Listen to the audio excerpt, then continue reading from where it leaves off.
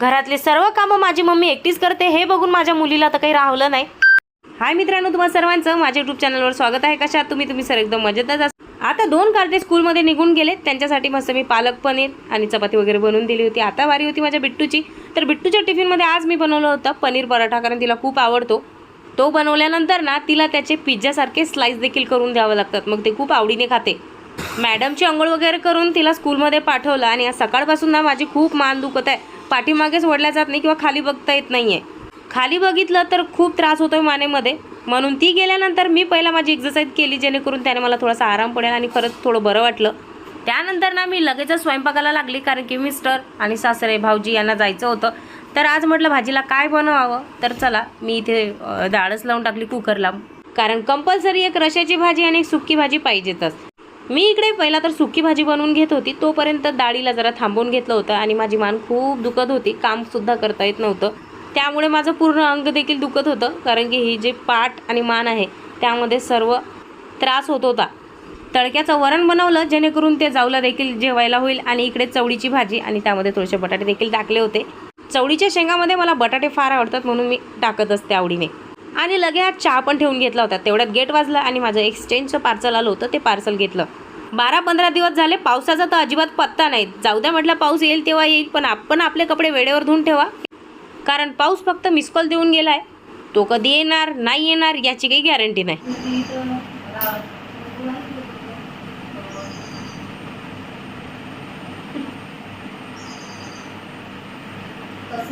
पाण्यात टाकून पुसायला पाण्यात टाकून पाण्यात टाकून असण्यासाठी तो घरात झाला नाही पागल.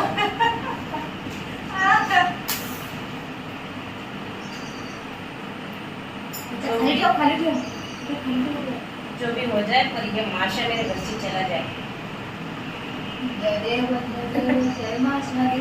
तेही टिकत नाहीये. एक माशी तर नाही गेली. जेव्हा म्हशी दिसतात ना, त्या पाण्यात टाकून टाकून पुसावं लागतं. असं काही नाहीये. माझ्या सासऱ्याने सांगितलं की कापूरने जातात ते, आणि सासऱ्याने सांगितलं की ते कापूरने जातात. तर आता मी कापूरच पेटवणार आणि कापूरने जातात. तर नेमकं काय करायचं सांगितलं? कापूराने जातात फक्त त्यांनी मला सांगितलं की कापूरने जातात. आता मी कापूर जिथे जिथे माशा आहेत तिथे तिथे फिरवतो.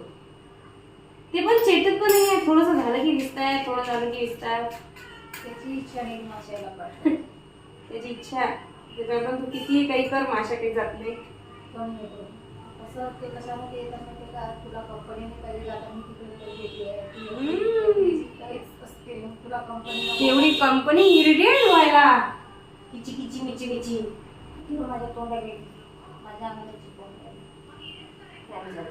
कुठे एवढा उठा ठेव केला, काळा करून टाकला चम्मच. पण एक माशी गायब नाही झाली. चम्मच काळा झाला काळा, पण एक माशी गेली नाही. हे बघ,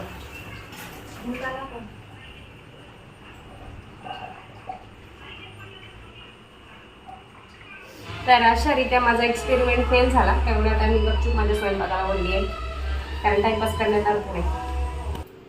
मम्मीला मदत करते माझी लाडू, स्वयंपाक करते. मम्मी एकटीच काम करते ना, खूप थकली असेल म्हणून म्हणाली दाखव मी चपाती करते. जाऊचं ऑपरेशन झाल्यानंतर जाऊ आरामच करत आहेत, आणि कालपासून सासूबाईची देखील तब्येत बिघडली. त्यामुळे सर्व काम माझ्या एकटीवर पडलं आहे. छोट्यातलं छोटं काम देखील मलाच करावं लागत आहे. त्यामुळे मला जरा पण वेळ मिळत नाही. पण बिट्टूला असं वाटलं कोणी मम्मीची मदत करत नाहीये, तर मीच मदत करते. अरे वा, पप्पाला बोलो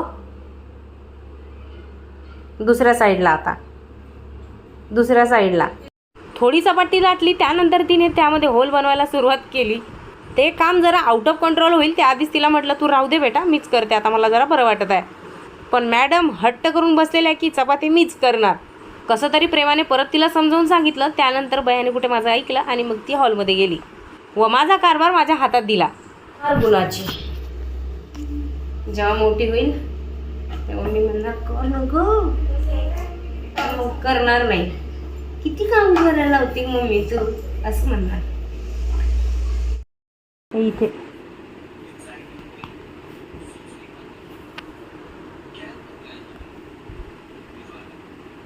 जोर टाक जरा. हां इथे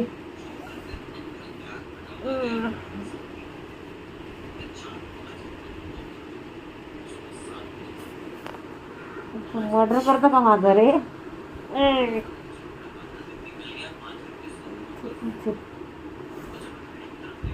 हां दे तिथे थोडा थोडा हलका हलका दे. हां ठीक. हां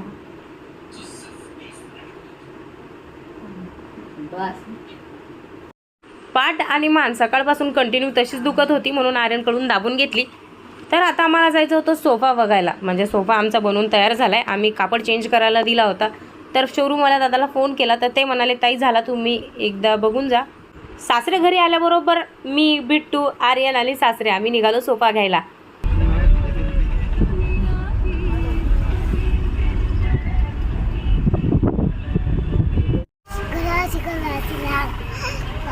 कलरची भांगडी भांगडीचा कलर लाल कर्माचं सुवर्ण हाय कर्माचं सुवर्ण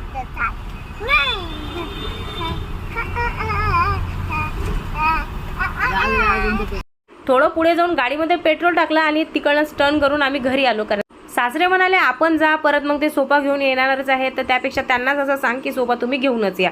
माझ्या हातामधला फोन घेऊन बिट्टू माझा शूट करत होती. हा तिने शूट केलेला आहे.